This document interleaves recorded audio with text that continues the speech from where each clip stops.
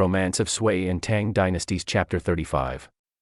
We get to see how an empire mobilizes everything, its logistics, its top performers, its mythology, all to create this seamless, nonstop experience for one person. And the cost of that joy is laid bare right from the start. I mean, the opening lyric from the source really sets the tone. It really does. It talks about happiness achieved through this unbelievable effort, suggesting a performer has to literally dig out the heart and vomit blood just for the emperor's pleasure. And you have to understand, that's not just flowery language. Yeah.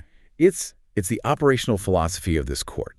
It frames the extreme physical and emotional toll hidden just beneath the surface of everything we're about to see. Okay, so let's set the scene. First, the schedule, because then the Sui court didn't run on normal time, it ran on imperial time. Completely. The emperor and Empress Xiao, they slept until the noon hour. They'd rise at midday, which means the entire court schedule was inverted. They were living their lives entirely at night. Think about that ripple effect. I mean, when you're the emperor, the day starts when you say it starts.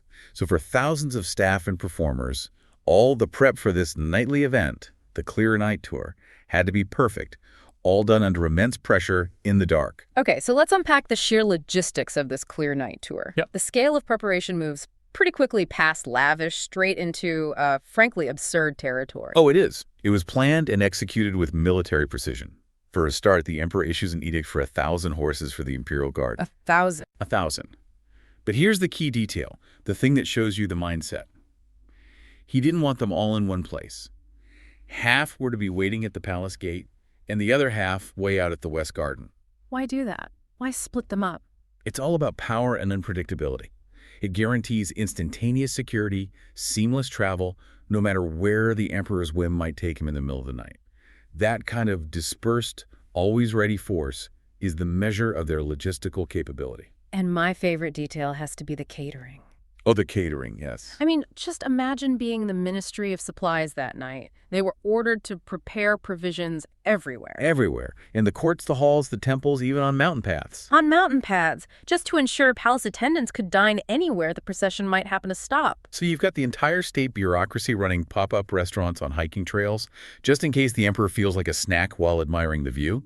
The ability to provide a full instantaneous banquet on a whim shows that the whole environment was a stage, but a fully functional one. So after the main night banquet is over, the imperial couple changes into what the source calls clear and pure dragon robes. Right, and they ride out in this very special vehicle. It's called the Fragrant Sedan for Viewing the Moon, and it's designed specifically for two people. For intimacy right in the middle of this massive spectacle. Exactly. An intimate setting at the heart of a huge public show. The Empress's attendants rode ahead and behind them, constantly playing music. And the source says the moonlight was so bright the imperial road looked exactly like daytime. You just have to picture it, this long, slow procession stretching through the darkness. The text describes it as a cluster of silk brocade, 1,000 lines of string and bamboo. It's a moving tapestry, a river of fabric and sound. It's not just a journey. It's a living, moving performance designed to elevate the status of the two people at its center. And this is where it gets really interesting. We get to hear the conversation during the ride, and it shows how deeply they believed in their own created mythology. They weren't just watching a show. They were performing their own divine status for each other. Emperor Yang kicks it off by comparing their little night tour to the legendary journey of King Mu of Zhou. Right. King Mu, who traveled to meet the Queen Mother of the West at Jade Pond, supposedly to find immortality. And Emperor Yang just casually says, "My tool is better than that ancient legend." Which is a huge political statement. He's saying his Sui dynasty is superior to the revered Zhou dynasty. He's essentially saying, I am the new benchmark for mythological splendor. And Empress Xiao, she plays her part perfectly. She just affirms this self-aggrandizement. She tells him that their excursion is the true Jade Pond. And then it gets playful and really revealing. He calls himself King Mu and calls her the Queen Mother. Which she immediately turns into a joke. She does. She says that if she's the Queen Mother, then he'll soon start thinking about her celestial maidens, Dong Shuangcheng and Xu Feihong. Wait, but that seems like a contradiction. If he's trying to build up this perfect divine image, why undercut it with a joke about him chasing other women? Because it shows this high-stakes intimacy that exists only between the two of them. She's acknowledging his famous appetites, but the fact that he allows the joke, that he laughs it off, It reveals a really unique, self-aware relationship. It's a way for them to legitimize his extravagance while keeping a genuine connection.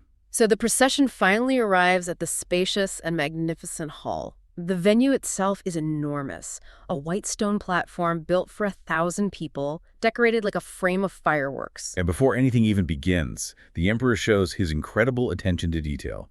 He scans the entire crowd and immediately notices the absence of two specific consorts, Hobanhong and Xiaokongkong. He expects perfection, everyone in their place. Exactly. And then the first real spectacle begins. It's this massive hidden tableau set to music. A huge, elaborate mountain made of light silk is pushed across a bridge. It's like a glowing, moving mountain stage. And inside this silk mountain stands a figure of Guanyin, the bodhisattva, in simple clothing. But the one detail that completely captivates the emperor is her feet. The source says she's standing on two large white feet. With her is the red child, who is also standing on two bare feet. The emperor immediately recognizes the performer Zhu Gear as Guanyin and Yuan Bao'er as the red child, and he is just fixated. And we need the context here because this would have been genuinely shocking. These were elite court beauties. The standard of beauty at the time was for tiny, bound feet, what the source calls narrow golden lotuses. So for him to see them, or the illusion of them, standing on these large, natural, bare feet is a complete subversion of the imperial feminine ideal. It's a masterful piece of stagecraft. It is. He has to know how they did it. And Zhu Gear reveals the secret. The feet were actually made of white silk, perfectly sculpted to mimic real feet. The emperor is just blown away. He calls it truly unimaginable. He's impressed that his own ideal of beauty could be so perfectly inverted by art. But then the human cost immediately snaps back into focus.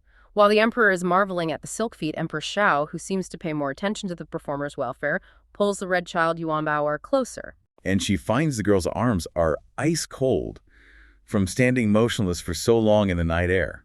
And the next moment is even more telling. The emperor, now curious, reaches for Zhu Gear's arm, the Guanyin figure. And she subtly shifts away. But he touches her arm and finds it's wrapped in paper. He asks about it, asks about the injury, and she just laughs, gives a significant look towards the empress, and refuses to explain. That's an incredible moment. It's a silent conspiracy. The perfect illusion required a painful hidden injury that she can't even talk about because the reality would ruin the emperor's enjoyment. The spectacle has to be flawless, even if it requires suffering. And the emperor, who is described as cunning, sees that shared look between the women, and he backs off. He decides not to press it. The enjoyment must go on. And the speed at which they pivot away from that reality is astounding. They move instantly from this scene of deceptive piety and hidden suffering to a completely different theme. Small flags come out to herald the second tableau, the martial beauties. A radical tonal shift. The new theme is frontier heroism. 10 women with coiled hair appear, dressed in short coats, playing instruments. And they're followed by a woman dressed as Wang Zhaojun, the famous historical figure holding a pipa. The emperor, maybe trying to reassert his expertise after being so surprised by the silk feet, suggests that the women are probably limited in their skills, that they can only walk steadily. But he's immediately corrected by one of his consorts, who's clearly more familiar with their training. She points out that these performers regularly practice horse riding, and they use the best horses from the imperial stables to do it. Which is such a critical detail. It shows the unbelievably high diversified skill set required. They have to go from standing perfectly still as a religious icon to being expert martial performers at a moment's notice. And here is the brutal connection back to the human cost of that first scene. Another consort jumps in and names Yuan Bao'er, the woman who had just played the ice-cold red child, as the second best rider among them all. Unbelievable. So she has to transition immediately from a role that left her arms freezing and possibly injured to another role demanding expert horsemanship and incredible physical vigor. The demand for endless joy just never stops. That ability to shift modes from Guanyin one moment to an expert cavalry rider the next, that is the living manifestation of that opening lyric. They really are having to dig out the heart to maintain this illusion of seamless wonder for him. And the mood is immediately lavish. You can just feel the excess of Emperor Yang's court. The ladies, especially our two stars, Yuan Bao'er and Suyer, are in specialized court attire. The emperor is clearly excited. He wants to show off his latest acquisition. Right. He orders out this massive, highly prized black steed and uwima, apparently traded from the western regions. Which is a huge status symbol. It's a signal of imperial reach. And he says, this horse is for Yuan Borer. But what's so interesting is the focus isn't just on the horse, it's on her technique. The text spends a lot of time on how she mounts the horse. She uses her hands on the saddle and then just lightly swings herself up. And the key detail, the text makes a point of this, is that she does not step on the stirrup. She doesn't chwading. And that one detail, it just changes everything, doesn't it? It does. It turns it from just getting on a horse into performance art. It's this quiet display of immense core strength and mastery before the event has even started. And that sets the tone for everything that follows. The ladies ride out, but they aren't just racing. No. They're acting out the famous story of Wang Zhaojun exiting the frontier. And that framing is so important. Using a story about political exile and, really, sacrifice. The whole mood just shifts. It goes from pure celebration to something heavier. And the music reflects that. Yes. The emperor himself notes that they're playing the frontier tune, the Saiweki, and not his own personal composition. Which is already a bold move. It's incredibly audacious. Someone points out this piece was secretly composed and taught by a certain Kea Furen, specifically for this Zhaojun theme. So, okay, I have to jump in here. How risky was that, really? I mean, Emperor Yang was famously volatile. Oh, an extreme risk. Wouldn't introducing any unauthorized music, let alone one about exile, be grounds for some serious punishment? Absolutely. But this is the key. This is where their sheer skill becomes their shield. They're so dazzling, so undeniably excellent, that their performance basically buys them forgiveness for the content. They distract him with their artistry. Precisely. Daring him to punish something so beautiful. And the peak of that distraction, the equestrian climax, is coming right up. Yes, this part is just astonishing to read. Yuan Baoer and Xu Yer, who is playing Zhaojun, are alone in the arena. They start riding toward each other at full gallop. I mean, at incredible speed. And they're leaning way off the saddle, one foot suspended, one hand gripping the leather. The tension must have been just unbearable. You're thinking they're inches from a horrible crash. And right at the moment they meet in the middle, they jump. And they exchange horses in midair. They jiaoshan huanma. They land safely on the other's horse and just keep going. And the emperor's reaction says it all, doesn't it? He thinks they fall, and then he just bursts into hysterical laughter, shouting, "Truly a remarkable sight." Yeah. You're just so overwhelmed by the physical audacity of the stunt that everything else just fades away. It's the ultimate performance art. And it solidifies their status, right? They're not just talented court ladies. They are imperial treasures. Their skill is literally worth more than their lives. And that, of course, leads to rewards. Big time.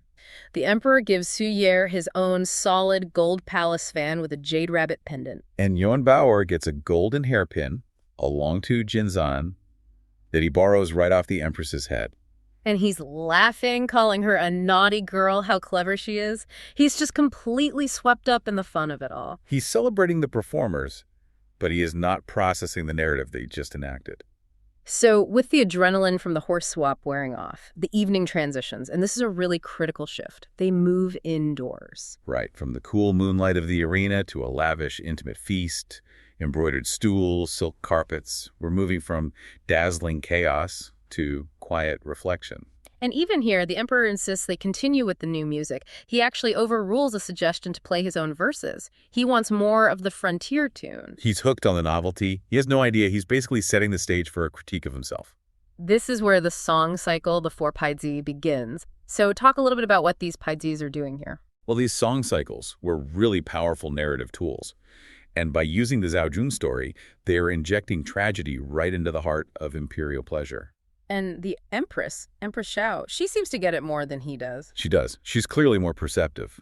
She notes Xia Furen's clever thinking for bringing in themes of parental regret.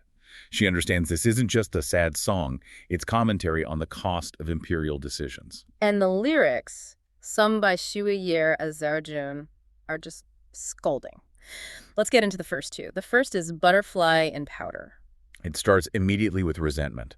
Failure. The singer bows to the king but accuses him of sending a, quote, tacky person, an Angzang person, to the barbarians. It's a biting line, even if it sounds self-deprecating. It is. And the real political sting is when she laments that she couldn't defend the nation or expand the territory, the traditional male roles. Instead, she's just a concubine playing music for an elderly chieftain. A statement on wasted female talent, forced by imperial strategy. Then we get the second movement, Crying Face Returns. This one turns the focus inward. It's about personal pain. She's looking back at her parents. The journey feels like climbing impossible mountains. She contrasts the harshness of the road, the Tulu Feng Shuang, with her beautiful old life in Zhaoyang Palace. It's pure regret. Regret for the ambition that led her to this sacrifice, a sacrifice that only brought sorrow. So the stage is set with personal misery, but the third movement, Pomegranate Flower, is where the criticism becomes, well, it stops being veiled. This is the moment. The most direct attack, and it's all delivered through Zhao Jun's voice. She talks about her loneliness, this long-door solitude, and being thrown out into the wilderness. But there's one line, the line that must have frozen the blood of anyone really listening. What kind of morality does the majestic Han Emperor possess? Wow. Yeah, I'm going to let that sink in. To question the Gangchang, the fundamental ethical system that underpins all of imperial rule. That isn't just criticizing a policy, that's questioning the emperor's very legitimacy to rule. It's treason. It's treason disguised as poetry. And the only reason they get away with it is because the performance is just so beautiful. The movement ends with the sound of the barbarian flute and the image of her tears freezing on her boots. The emotional weight is just immense. And that leads to the final piece, Yellow Dragon Rolls, which is almost like a final chaotic sigh of despair. It focuses on this unwelcome welcome. Yes, she's been abandoned by the court officials who were supposed to protect her, and now she's being met by the frontier king. But it's not a grand welcome. It's described as chaotic and dusty, no chachin miyandi. It's blinding her. It just piles more sorrow onto her brow. It's a brilliant ending. She's been betrayed by civilization, she's overwhelmed by chaos, and she's left completely alone. The irony is just, it's stunning. The whole time Emperor Yang is delighted. He keeps shouting, happy, guai hu. He's so taken with the artistry that he seems completely deaf to the criticism. And it is a criticism of him. The audience would have known the themes of imperial neglect and moral corruption were thinly veiled warnings about Yang Gosui himself. But the deep contradiction, you've got the emperor, he's enjoying music under the moonlight, the absolute peak of imperial pleasure. Right. And yet, when he looks over at the ladies, they're all weeping. They're dabbing their tears and sighing. Which, that immediately sets a tone of tension, doesn't it? I mean, why are you crying at the most powerful man's party? Exactly. And so the emperor asks the obvious question, why the sorrow? And the answer he gets from Empress Xiao, it's something else. Oh, it's a masterclass in political maneuvering. But it's disguised as this deep, profound emotion. She says their tears aren't from sadness, but from the emperor's deep, almost terrifying affection for his women. Okay, wait, help me understand that. His affection is making them cry. How is that a strategic answer? Well, it's entirely about self-preservation, but she's veiling it as devotion. She knows this emperor is volatile. So she immediately brings up a past incident, a time where he executed a court official, just because he was held responsible for the death of a former consort. So by crying and then immediately referencing that execution, she's essentially saying, we weep because we know how highly you value us. We're moved by the weight of your protection, knowing that, any mistake ends badly. It's strategic flattery. She's reminding him of her loyalty while also kind of managing his mood for the rest of the night. Exactly. And it works. So the emperor, he accepts this sort of high-level emotional management, and the entertainment continues. They have a performance of the song Little Peach Red. Yes, and at first, the lyrics are what you'd expect. It's all sorrow and separation, typical court melancholy. Right, like being far from home, seeing the king only in dreams, that kind of thing. Exactly, it sounds like a lament. But if you look closely at the very end of that song, the entire political message just flips on its head. The sorrow was just the setup? Completely. The twist comes in the coda, right? The finale. What do they suddenly introduce? The song completely stops lamenting personal sadness, and it begins a critique of the ancient Han court. A critique. That's risky. It is, but it's targeted, specifically for sacrificing wives and children. The text says, literally dragging them from their beds and blankets as part of peace deals with northern groups. Wow. That's a pretty strong political jab. Why criticize an ancient dynasty in front of the current one? Because that jab is immediately contrasted with this booming pro-Sui message. The song pivots and claims the great Sui's prestige will, and I'm quoting here, eternalize its fame for 10,000 years. So the grief was a Trojan horse. A perfect Trojan horse. I mean, isn't praising the current dynasty just standard practice, almost mandatory? That's what I was thinking. Does that really make it intellectual theater? Is that just a smart way for the performers to stay alive? It's both, but the structure is what makes it theater.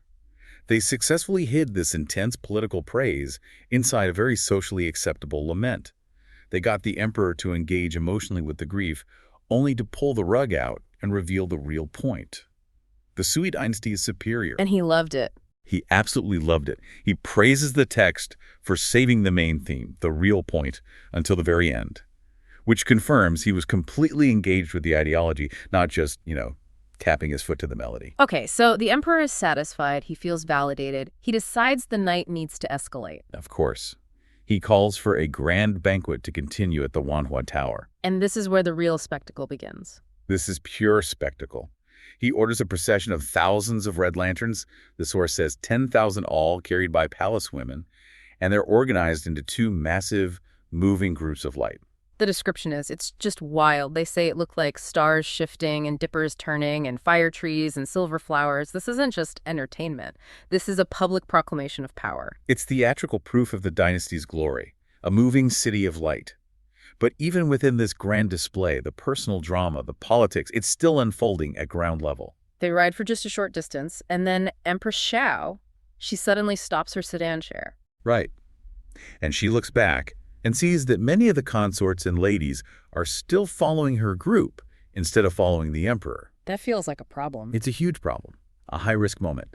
She knows the emperor is moving ahead on his own path. He actually switched from his fancy jade carriage to a horse to take a narrow mountain trail. So he's moving fast. So much faster. And if his group looks sparse when he gets there, he's not going to blame the ladies for being slow. He's going to blame her. He is going to blame her. Precisely. So she scolds them instantly. Her concern is purely political. She tells them to hurry back to his side to avoid stirring his temper. So it's cold, calculated management of his ego. It's all about protecting her own standing. Any perceived lack of devotion reflects on her. It's her failure. She understands that in this court, the biggest danger isn't some rival kingdom. It's managing the emotional volatility of the man at the center of it all. And this separation, with the ladies rushing back to the emperor, it sets up the next scene perfectly. It really does. It lets the narrative pivot from this grand public spectacle to something intensely personal and secret. As the emperor rides, he runs into Tu Niang, one of the consorts who's trying to catch up. And they have this little, casual chat. She uses some light, flirtatious language about needing warmer clothes because no one else pities me. And he plays along. He responds with this sort of playful mock anger. The mood is light. For a moment. But then the casualness just stops dead. The emperor notices a detail that, frankly, should have been obvious earlier. It's the bandages. The bandages on the arm of Zugir, one of the ladies also rushing back. He turns to Tu Niang and asks why Gir's arm is all bound up. And this is the centerpiece of the whole story. This is it. Tu Niang reveals the secret that just changes the entire weight of the scene.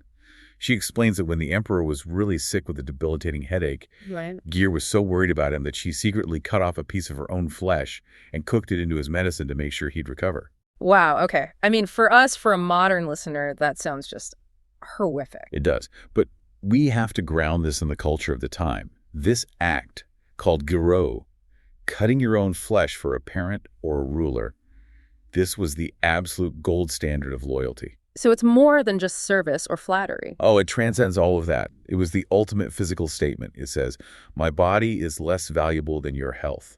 My loyalty is absolute. And the emperor would have understood that implication instantly. He's just realized this woman performed the single greatest act of devotion possible, and he almost completely missed it. He is utterly stunned, Right. devastated. The spectacle, the political games, all of that just evaporates. The narrative tells us the emperor is so overwhelmed with emotion, he pulls Gir up onto his own horse. He tells her he nearly wronged her, right? Yes, he's lamenting how close he came to misunderstanding her entirely. So he knows he has to reward her. But he has an immediate political problem. He can't just promote her, can he? No, absolutely not. That would stir up so much jealousy and resentment, especially from Empress Xiao. So what's the compromise? He gives her a priceless ancestral jade pendant, something the text says is worth 1,000 pieces of gold.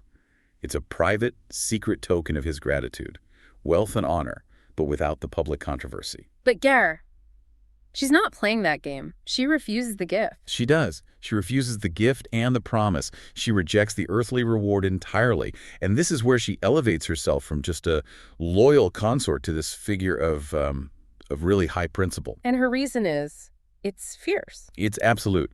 A loyal subject serves only one ruler.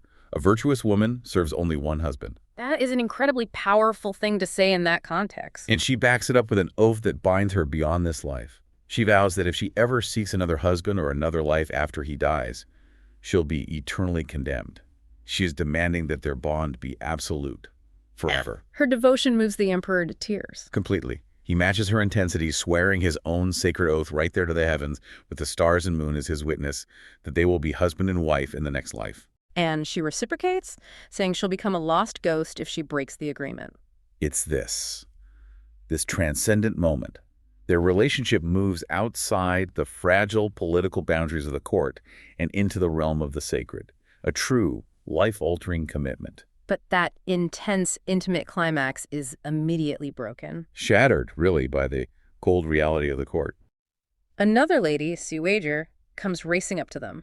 And she's got news. She does. She announces that Emperor Xiao has already gone back to the palace. So the emperor and Gear, they rush to the meeting place, the Jingyuan, and the ladies there explain why the empress just left so abruptly. They say that while they were all waiting at the Wanhua Tower for the emperor to arrive for the banquet, the supernatural intervened.